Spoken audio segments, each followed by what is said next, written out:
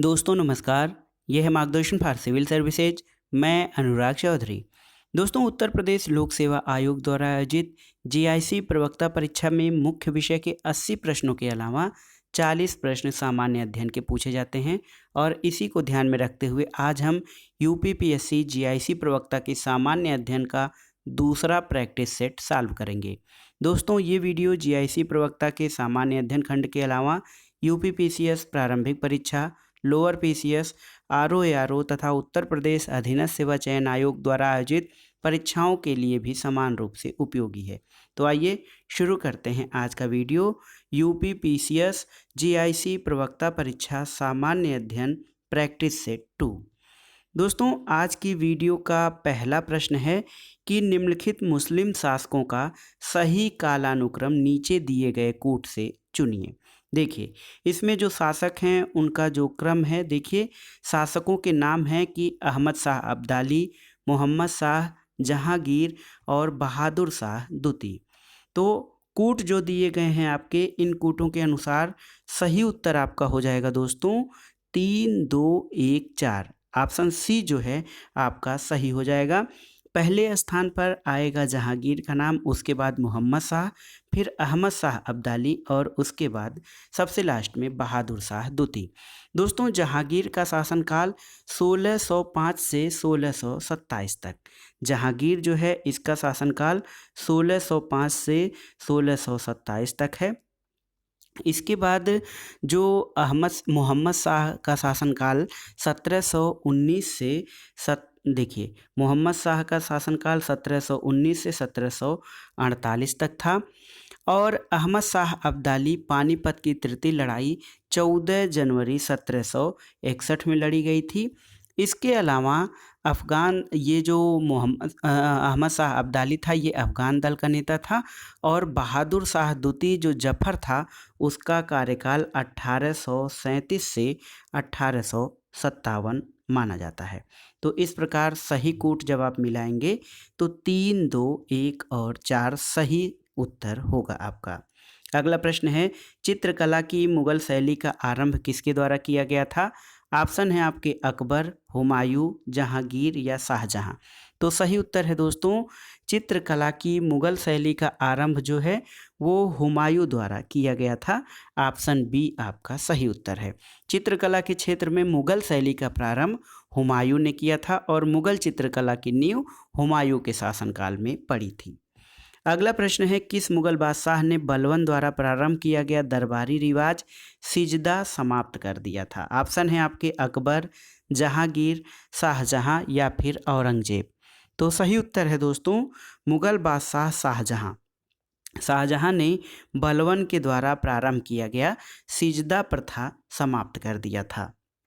अगला प्रश्न देखते हैं हड्डी से निर्मित आभूषण भारत में मध्य पाषाण काल के संदर्भ में कहाँ से प्राप्त हुए हैं। ऑप्शन देखिए सरायनाहर, महदहा, लेखरिया और चोपनी मांडो से। तो दोस्तों इस प्रश्न का उत्तर जानने से पहले आइए जान लेते हैं कि मध्य पाषाण कालीन स्थल महदहा ये उत्तर प्रदेश के प्रतापगढ़ जिले में स्थित है। महदहा आपका प्रतापगढ़ में है और यहाँ से बड़ी मात्रा में हड्डी और सींग के उपकरण प्राप्त हुए हैं। जी.आर. शर्मा महदहा में 3 क्षेत्रों का उल्लेख करते हैं। ये झील क्षेत्र, बूचड़ खाना संकुल और कब्रिस्तान क्षेत्र में बटे हुए हैं। बूचड़ खाना से हड्डी और सींग से निर्मित उपकरण और आभूषण पाए गए हैं।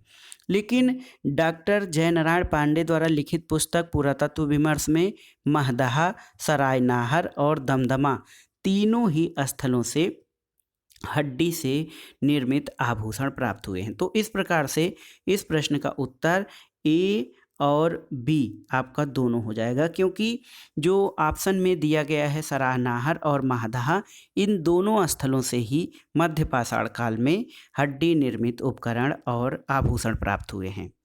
अगला प्रश्न है 1903 में भारतवर्ष की प्रथम चीनी मिल कहाँ स्थापित की गई थी। ऑप्शन है आपके प्रतापगढ़, प्रतापपुर, मवाना या फिर बलरामपुर में। तो सही उत्तर है दोस्तों 1903 में भारतवर्ष की प्रथम चीनी मिल प्रतापपुर देवरिया में प्रारंभ की गई थी। और ये दोस्तों यूपी स्पेशल का भी प्रश्न है, यूपी स्पेशल से भी संबंधित है ये महत्वपूर्ण प्रश्न। भारतवर्ष की प्रथम चीनी मिल प्रतापपुर देवरिया में स्थापित की गई थी। अगला प्रश्न है कपास। दोस्तों कपास के रेशे किससे प्राप्त होते हैं? पत्ती से, बीज से, तने से या फिर मूल से? तो सही उत्तर क्या है? सही उत्तर है दोस्तों कपास के जो रेशे हैं, कपास के रेशे ये कपास के बीज से प्राप्त होते हैं। सही उत्तर आपका ऑप्शन बी हो जाएगा। अगला प्रश्न देखते हैं दोस्तों, गुलाबी क्रांति किससे संबंधित है? ऑप्शन कपास, लहसुन, अंगूर या प्याज से? तो देखिए गुलाबी क्रांति का संबंध दोस्तों प्याज से है। देखिए गुलाबी क्रांति आपका प्याज से संबंधित है। और इसके अलावा दोस्तों काली क्रांति पेट्रोलियम से, जिसको कच्चा तेल कहा जाता है। नीली क्रांति मत्स्य उत्पादन से। हरित क्रांति या ग्रीन रिवोल्यूशन खाद्यान्न उत्पादन से है। लाल क्रांति मांस और टमाटर उत्पादन से है। इसके अलावा दोस्तों पीली क्रांति तिलहन उत्पादन से संबंधित है। तो गुलाबी क्रांति या पिंक रिवोल्यूशन ये प्याज उत्पादन से संबंधित है। अगला प्रश्न देखिए, पी सेनगुप्ता और जी सदाशिव 1968 ने भारतवर्ष को कितने लघु कृषि प्रदेशों में बांटा था? बहुत ही महत्वपूर्ण प्रश्न है दोस्तों। पी सेनगुप्ता और जी सदाशिव ये 1968 में इन्होंने भारत को कितने लघु कृषि प्रदेशों में बांटा था? ऑप्शन है आपके 58, 63, 60 या 65। तो सही उत्तर है दोस्तों देखिए पी सेनगुप्ता और रशियन भूगोलवेत्ता डॉक्टर जी सदाशिव इन्होंने एक प्रबंध या मोनोग्राफ प्रकाशित किया था, जिसमें भारत को 4 दीर्घ, 11 बड़े यानी मेगा और 60 लघु कृषि प्रदेशों में बांटा गया था। तो सही उत्तर आपका हो जाएगा 60। सही उत्तर है 60 लघु कृषि प्रदेशों में बांटा था पी सेनगुप्ता और जी सदाशिव ने। अगला प्रश्न है, निम्नलिखित युग्मों में से कौन सा सुमेलित नहीं है? ऑप्शन देखिए, नांगलबाध सतलज नदी, सरदार सरोवर परियोजना नर्मदा नदी, नागार्जुन सागर गोदावरी नदी और हीराकुंड बांध महानदी। तो दोस्तों इसमें से जो सही सुमेलित नहीं है वो कौन सा है?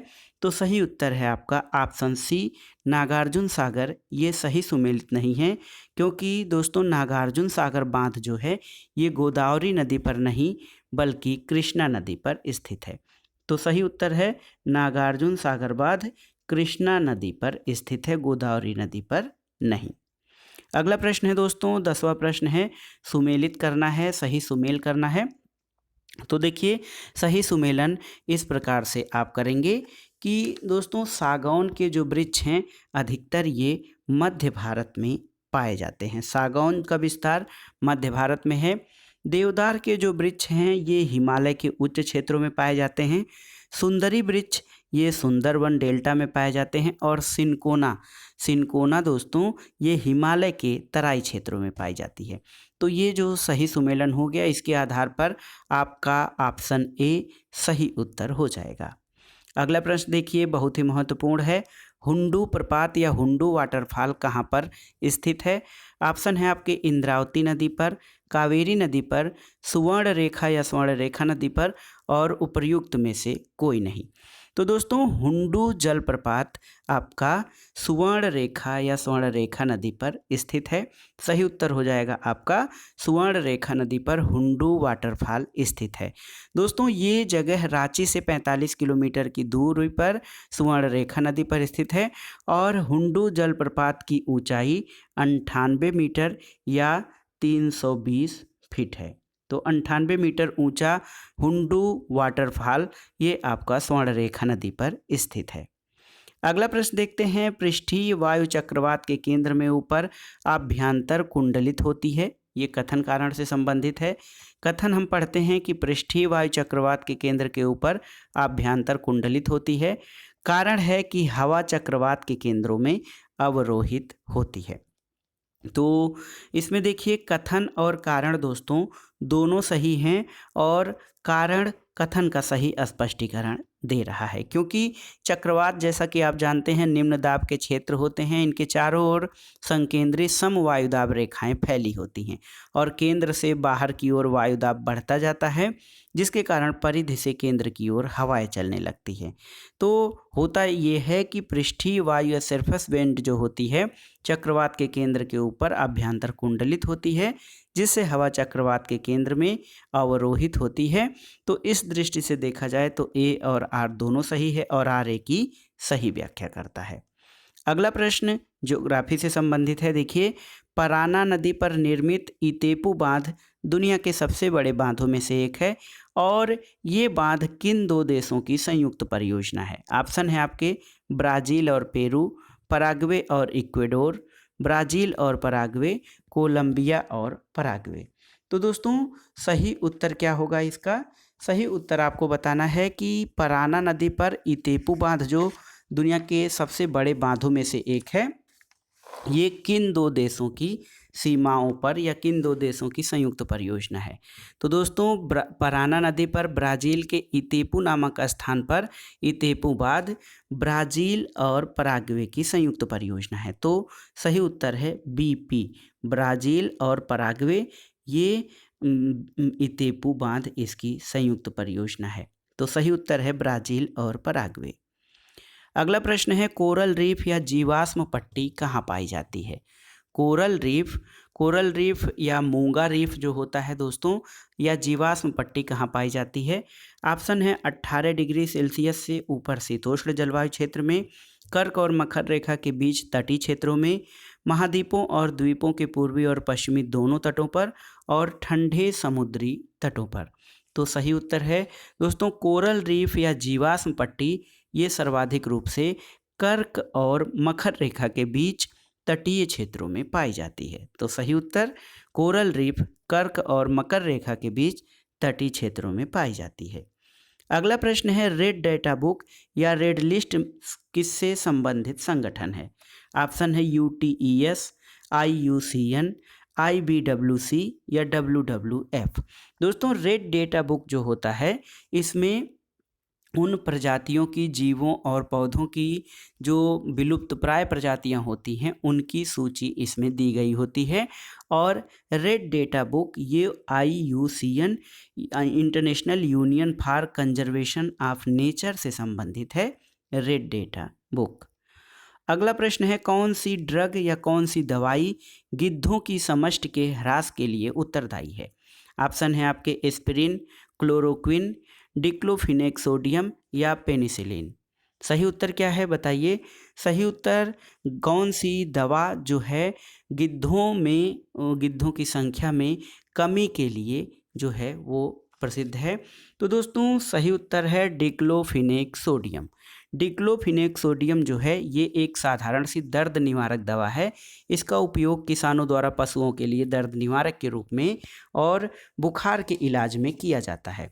जब डिक्लोफिनेक सोडियम के उपयोग के दौरान पशु मर जाता है और उसी मरे हुए पशु का मांस गिद्ध एक बार भी खा लेता है तो 30 दिन के भीतर उसकी मृत्यु हो जाती है और इसका कुप्रभाव इतना पड़ा है कि पिछले 10 वर्षों के भीतर भारत, नेपाल और पाकिस्तान में 8.5 करोड़ गिद्धों की मौत हो चुकी है। अगला प्रश्न है वेटलैंड्स इंटरनेशनल नामक संरक्षण संगठन के संदर्भ में कौन सा कथन सही है? तो देखिए इसमें देखिए जो वेटलैंड्स इंटरनेशनल से संबंधित जो प्रश्न हैं उनका ऑप्शन देख लेते हैं। पहला है कि ये रामसर अभिसमय के हस्ताक्षरकर्ता देशों द्वारा बनाया गया एक अंतः सरकारी संगठन है और दूसरा कथन ये है कि ये ज्ञान के विकास और संग्रहण के लिए तथा व्यवहारिक अनुभव का बेहतर नीतियों हेतु पक्ष समर्थन करने के लिए क्षेत्र स्तर पर कार्य करता है। तो सही उत्तर क्या है दोस्तों? सही उत्तर है केवल 2। ये ज्ञान के विकास और संग्रहण के लिए और व्यवहारिक अनुभव का बेहतर नीतियों के लिए पक्ष समर्थन करने के लिए क्षेत्रीय स्तर पर काम करता है वेटलैंड्स इंटरनेशनल। ये एक गैर सरकारी और गैर लाभकारी वैश्विक संगठन है। ये आर्द्रभूमियों और उनके संसाधनों को बनाए रखने और उन्हें पुनः स्थापित करने के लिए कार्यरत है। तो सही उत्तर इसमें ऑप्शन जो 2 है, केवल 2 सही है इसमें। अगला प्रश्न भूमंडलीय तापन से संबंधित है। दोस्तों ग्लोबल वार्मिंग के परिणाम स्वरूप क्या होता है, आपको कुछ कथनों से संबंधित कूटों का कूट चयन करके सही उत्तर देना है।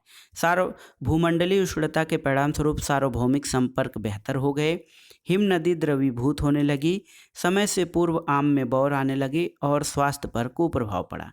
तो इसमें सही ऑप्शन जो है दोस्तों, भूमंडलीय उष्णता से हिम नदी द्रवीभूत हुई है, समय से पूर्व आम में बौर और स्वास्थ्य पर कुप्रभाव। एक जो है सार्वभौमिक संपर्क बेहतर, ये सही नहीं है आपका। तो सही उत्तर है ऑप्शन 2, 3 और 4 कथन सही हैं। तो ऑप्शन बी आपका सही उत्तर हो जाएगा। 2, 3, 4 सही हैं। अगला प्रश्न देखते हैं कि राज्यसभा के विषय में कौन सा सही है। ये भंग नहीं की जा सकती है, इसका कार्यकाल 5 वर्ष होता है, प्रत्येक 2 वर्ष बाद इसके 1/3 सदस्यों का कार्यकाल समाप्त हो जाता है और इसके सदस्य 25 वर्ष से कम आयु के नहीं होंगे। तो ये 4 कथन या 4 स्टेटमेंट दिए गए हैं राज्यसभा के बारे में। तो राज्यसभा के बारे में जानते हैं दोस्तों। राज्यसभा एक अस्थायी सदन है, इसको भंग नहीं किया जा सकता और इसके सदस्यों का कार्यकाल 6 वर्ष तक होता है। प्रत्येक 2 वर्ष बाद इसके 1/3 सदस्यों का कार्यकाल समाप्त हो जाता है और इसके सदस्यों की आयु कम से कम 30 वर्ष होनी चाहिए। तो देखिए, जब आप राज्यसभा के बारे में जान गए तो सही ऑप्शन का चुनाव कर सकते हैं कि राज्यसभा भंग नहीं की जा सकती है और प्रत्येक 2 वर्ष बाद इसके 1/3 सदस्यों का कार्यकाल समाप्त हो जाता है और इसके सदस्य 25 वर्ष नहीं बल्कि कम से कम 30 वर्ष के होने चाहिए। 25 वर्ष लोकसभा सदस्य की न्यूनतम आयु सीमा है। तो 1 और 3 दोस्तों ऑप्शन सी सही उत्तर है। राज्यसभा के बारे में 1 और 3 कथन सही है। अगला प्रश्न है दोस्तों, देखिए कुछ कथन हैं, उनके आधार पे जो है सही ऑप्शन का चुनाव करना है। संसद निर्हता निवारण अधिनियम 1959 कई पदों को लाभ का पद आधार पर निर्हरता से छूट देता है, ये कथन 1 है। दूसरा कथन है कि उपर्युक्त अधिनियम 5 बार संशोधित किया गया था और तीसरा है कि लाभ का पद शब्द भारत के संविधान में भली भांति परिभाषित किया गया है।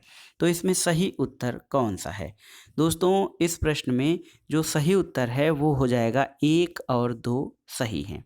1 और 2 सही है आपका।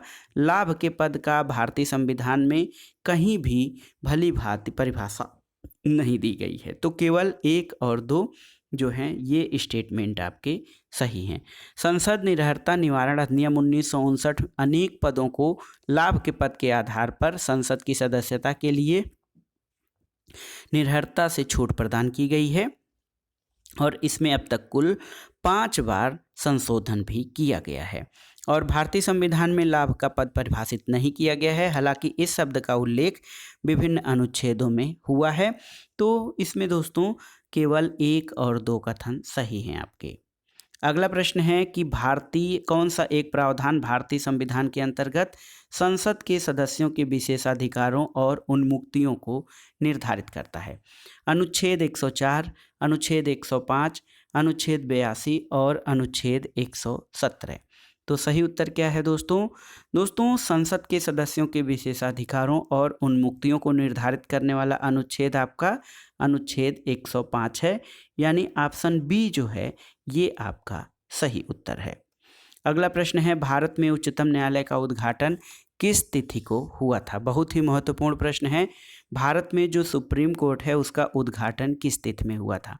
ऑप्शन है 27 जनवरी 1950, 28 जनवरी 1950, 29 जनवरी 1950 और 30 जनवरी 1950। दोस्तों आप लोगों में से कई लोग ये सोच रहे होंगे कि यहाँ पर 26 जनवरी 1950 क्यों नहीं दिया गया है। तो आपकी जानकारी के लिए बता दें दोस्तों, भारत में उच्चतम न्यायालय का उद्घाटन जो है 28 जनवरी 1950 को हुआ था, जबकि इसका गठन 26 जनवरी 1950 को हुआ था। उच्चतम न्यायालय या सुप्रीम कोर्ट 26 जनवरी 1950 को आपका ये स्थापित हुआ था, लेकिन इसका उद्घाटन 28 जनवरी 1950 को हुआ था, इसलिए ये प्रश्न थोड़ा सा कठिन है। 28 जनवरी 1950 को भारत में उच्चतम न्यायालय का उद्घाटन हुआ था, याद रखिएगा। अगला प्रश्न है, भारतीय संविधान में तदर्थ या एडहॉक न्यायाधीशों की नियुक्ति का प्रावधान कहाँ पर किया गया है? ऑप्शन है आपके सर्वोच्च न्यायालय में, उच्च न्यायालयों में, जनपद और सत्र न्यायालयों में और उपर्युक्त सभी में। तो दोस्तों भारत में जो है, भारत के संविधान के अनुच्छेद 127 के अंतर्गत जो हमारा आर्टिकल 127 है, आर्टिकल 127 है, इसमें तदर्थ न्यायाधीशों के, सर्वोच्च न्यायालय में तदर्थ न्यायाधीशों की नियुक्ति का प्रावधान किया गया है। तो सही उत्तर है केवल सर्वोच्च न्यायालय में तदर्थ न्यायाधीशों की नियुक्ति का प्रावधान भारतीय संविधान के अंतर्गत किया गया है। अगला प्रश्न है, कथन और कारण से संबंधित है। कथन है कि अंतरिक्षयान पृथ्वी पर उतरते समय कुछ क्षण के लिए भू स्टेशन से रेडियो संपर्क खो देता है। कारण है कि जब एक अंतरिक्षयान पृथ्वी के वायुमंडल में प्रवेश करता है तो यान की सतह का तापमान बढ़ जाता है, जिससे उसके चारों ओर की वायु आयनित हो जाती है। तो दोस्तों इसमें सही उत्तर आपका ऑप्शन ए हो जाएगा। ऑप्शन ए आपका सही उत्तर हो जाएगा। ए और आर दोनों सही हैं और आर ए की सही व्याख्या भी करता है। दोस्तों अंतरिक्षयान जब पृथ्वी के वायुमंडल में प्रवेश करता है तो वायु के कणों से टकराने के फलस्वरूप जो घर्षण होता है उससे अंतरिक्षयान की सतह का तापमान बढ़ जाता है और चारों ओर की वायु आयनित हो जाती है, जो रेडियो सिग्नलों को बाधित करके भू स्टेशन या जियो स्टेशन से अंतरिक्षयान से संपर्क को प्रभावित करती है। अगला प्रश्न है, कौन सा सही सुमेलित नहीं है? देखिए, अंतरिक्ष अनुप्रयोग केंद्र अहमदाबाद, बहुत ही महत्वपूर्ण प्रश्न है। देखिए, अंतरिक्ष अनुप्रयोग केंद्र अहमदाबाद, राष्ट्रीय सुदूर संवेदन केंद्र हैदराबाद, भारतीय अंतरिक्ष अनुसंधान संगठन उपग्रह केंद्र श्रीहरिकोटा या विक्रम साराभाई अंतरिक्ष केंद्र तिरुवनंतपुरम।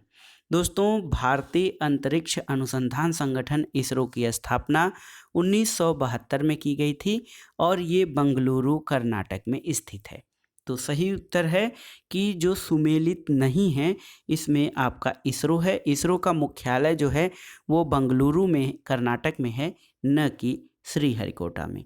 तो ये आपका सही सुमेलित नहीं है। अगला प्रश्न है, कंप्यूटर अपनी शक्ति प्राप्त करता है किससे? अपनी गति से, शुद्धता से, स्मृति से या उपर्युक्त सभी से। तो दोस्तों कंप्यूटर बहुत ही शुद्ध गणनाएं करने वाली मशीन है और बहुत तेज गति से ये गणना करता है। जटिल से जटिल गणना बिना किसी त्रुटि के करता है। कंप्यूटर की अपनी मुख्य और सहायक मेमोरी होती है जो कि कंप्यूटर के आंकड़ों को संचित करने में सहायता करती है। तो दोस्तों कंप्यूटर अपनी शक्ति या क्षमता को अपनी गति, शुद्धता, स्मृति यानी उपर्युक्त सभी से ये अपनी शक्ति प्राप्त करता है। तो सही उत्तर हो जाएगा आपका ऑप्शन डी, कंप्यूटर अपनी शक्ति, अपनी गति, शुद्धता, स्मृति सभी से प्राप्त करता है। अगला प्रश्न देखते हैं दोस्तों, निम्नलिखित में से कौन सा सही सुमेलित नहीं है? देखिए, इष्ट जो है वो किण्वन, तो ये सही सुमेलित है। कैसीन, दोस्तों दुग्ध प्रोटीन को कैसीन कहा जाता है। एलोवेरा आवृतबीजी है और घटपाड़ी जो है ये परजीवी आवृतबीजी दिखा रहे हैं, ये आपका सही सुमेलित नहीं है। घटपाड़ी या नेपेंथिस का पौधा ये प्रकाश संश्लेषण की क्रिया द्वारा अपना भोजन बनाता है, लेकिन ये प्रायः ऐसे स्थानों पर उगता है जहाँ पर मृदा में नाइट्रोजन की कमी होती है। इसकी पूर्ति वो कीटों को पचाकर करता है। तो घटपाड़ी एक परजीवी आवृतबीजी पौधा नहीं है, ये आपका सही सुमेलित नहीं है। अगला प्रश्न रीजनिंग से संबंधित है। देखिए, इलाहाबाद को लिखा गया है ALLAHABAD को DABAHALLA। तो आप सही देखेंगे तो डी पहले आ गया है, इलाहाबाद में डी यहाँ पर पहले आ गया है, उसके बाद ए आया है, तो उल्टा क्रम। अब वाराणसी में सबसे पहले आपका आएगा आई, फिर यस, फिर ए, एन, ए, फिर आर, ए, वी। तो ये आपका सही उत्तर हो जाएगा ऑप्शन डी। ऑप्शन डी आपका सही उत्तर हो जाएगा। ये इलाहाबाद को डाबा हाल्ला लिखा गया है, उसी प्रकार वाराणसी को आप ईसाना राव लिख सकते हैं उल्टा करके। अगला प्रश्न देखते हैं। एक अनुक्रम दिया गया है, एक श्रेणी दी गई है 6, 11, 18, 27, 38 और उसके आगे 66 है। इसमें लुप्त संख्या आपको बताना है कि कौन सी संख्या इसमें लुप्त है। तो देखिए, आप 6, 11, 18 को जब एक सीरीज में व्यवस्थित करेंगे दोस्तों, तो आपको मिल जाएगा कि किस तरह से 6 के बाद जब 6 में 5 जोड़ेंगे तो 11 आ रहा है, 11 में 7 जोड़ेंगे तो 18 आ रहा है, 18 में फिर 9 जोड़ेंगे तो फिर 27 आएगा, फिर 27 में 11 जोड़ेंगे तो 38 आएगा, 38 में जब दोस्तों आप 13 जोड़ेंगे तो आ जाएगा 51। तो सही उत्तर आपका 51 हो जाएगा। उसके बाद 51 में जब आप 15 जोड़ेंगे तो यहाँ पर 66 हो जाएगा। तो देखिए, यहाँ पर जो सही उत्तर है आपका ऑप्शन सी सही उत्तर हो जाएगा। अगला प्रश्न है, यदि a to the power x is equal to b और b to the power y is equal to a, तो एक्स वाई का मान कितना होगा। तो सही उत्तर है दोस्तों एक्स वाई का मान इज इक्वल टू 1 के बराबर होगा। अगला प्रश्न है, यदि n को 7 से विभाजित किया जाए तो शेषफल 4 आता है और यदि 3n+1 को 7 से विभाजित किया जाए तो शेषफल कितना आएगा। तो इसको आप जब सॉल्व करेंगे दोस्तों तो नई संख्या देखिए आ जाएगी 3n+1। तो देखिए, माना कि जो ये संख्या है n को जब 7 से विभाजित करेंगे तो शेषफल 4 आता है। 11 को जब आप 7 से विभाजित करेंगे तो 7 एकम 7 और यहाँ पे शेषफल 4 आएगा। लेकिन ये कह रहे हैं कि यदि 3n+1 को 7 से विभाजित किया जाए तो 3n+1 यानी 3n का मतलब 3 गुणे 11 तो हो जाएगा आपका 33 + 1/7। तो जब आप 34 को 7 से विभाजित करेंगे तो आपका शेषफल आ जाएगा दोस्तों 6। तो सही उत्तर आपका 6 हो जाएगा। अगला प्रश्न है, एक परीक्षा में 35% छात्र पास हुए और 455 छात्र फेल हुए तो परीक्षा में कितने छात्र बैठे थे। आपको ये प्रश्न कठिन लग रहा होगा, लेकिन आप ऐसे अनुत्तीर्ण छात्र जो हैं उनका प्रतिशत आप निकाल लेंगे तो 100 - 35% जो होगा 65%, ये आपका 65% हो जाएगा। तो फेल छात्र 455 हुए हैं, 65% जो है वो आपके 455 के बराबर हो जाएगा। तो देखिए, 100% तब कितना हो जाएगा जब 65% 455 है तो 100% हो जाएगा।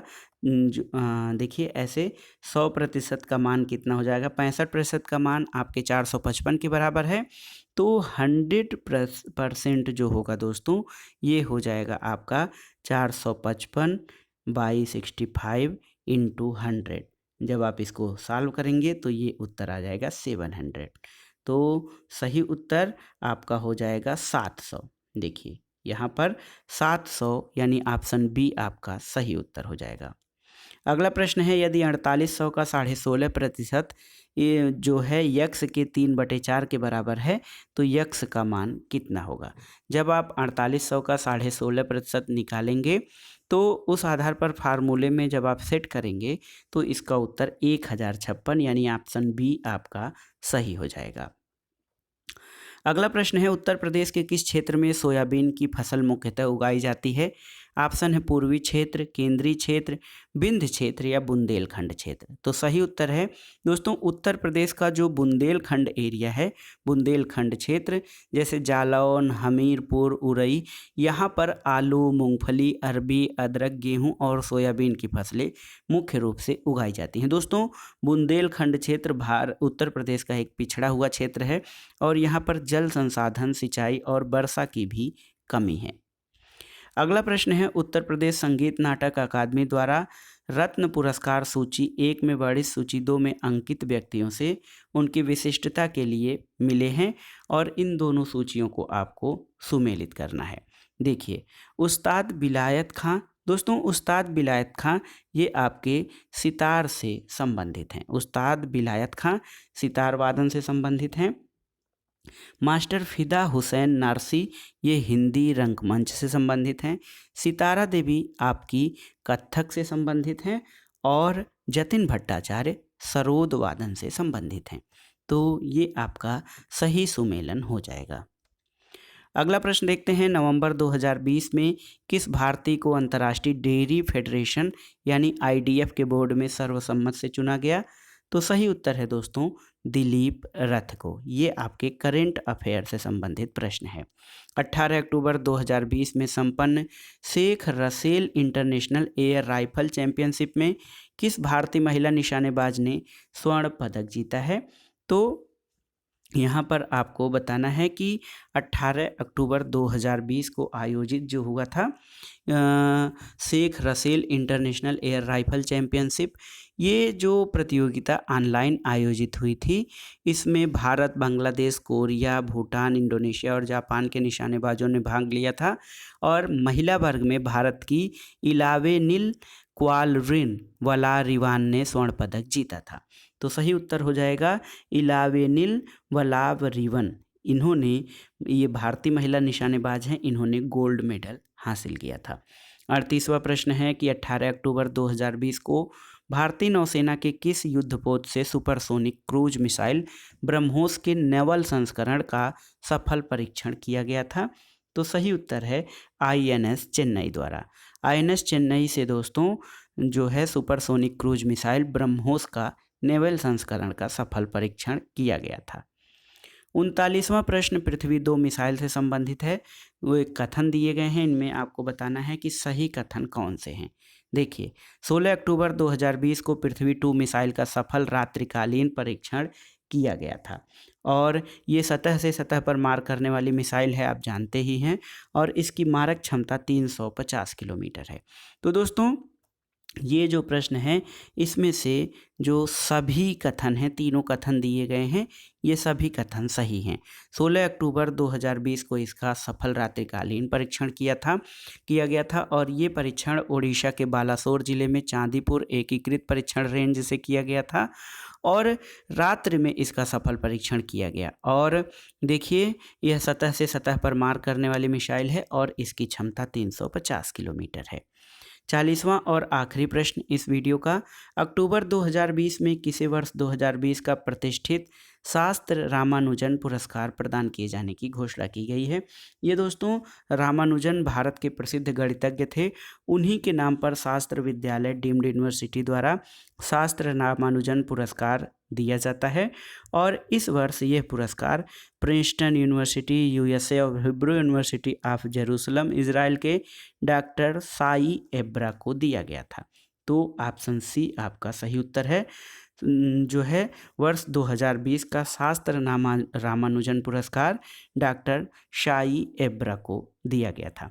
दोस्तों आपकी जानकारी के लिए बता दें कि ये पुरस्कार तमिलनाडु में शास्त्र विश्वविद्यालय द्वारा दुनिया भर के उस गणितज्ञ को प्रदान किया जाता है जिसकी एज 32 वर्ष से कम हो।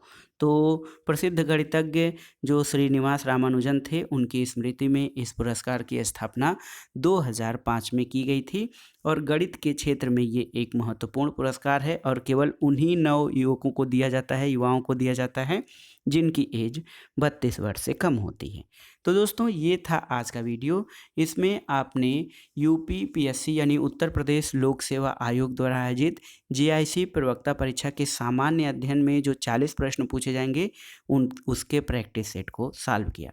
दोस्तों ये वीडियो उत्तर प्रदेश लोक सेवा आयोग द्वारा आयोजित यूपीपीसीएस प्रारंभिक परीक्षा, आरओ, जीआईसी, जीडीसी प्रवक्ता परीक्षा के साथ साथ लोअर पीसीएस और उत्तर प्रदेश अधीनस्थ सेवा चयन बोर्ड द्वारा आयोजित परीक्षाओं के लिए भी बहुत ही महत्वपूर्ण है। आप इसको तैयार कर लीजिएगा। दोस्तों वीडियो आपको कैसा लगा हमें कमेंट बॉक्स में ज़रूर बताइएगा। वीडियो को लाइक करें, शेयर करें और इस चैनल मार्गदर्शन फॉर सिविल सर्विसेज को सब्सक्राइब करें। वीडियो देखने के लिए धन्यवाद दोस्तों। नमस्कार।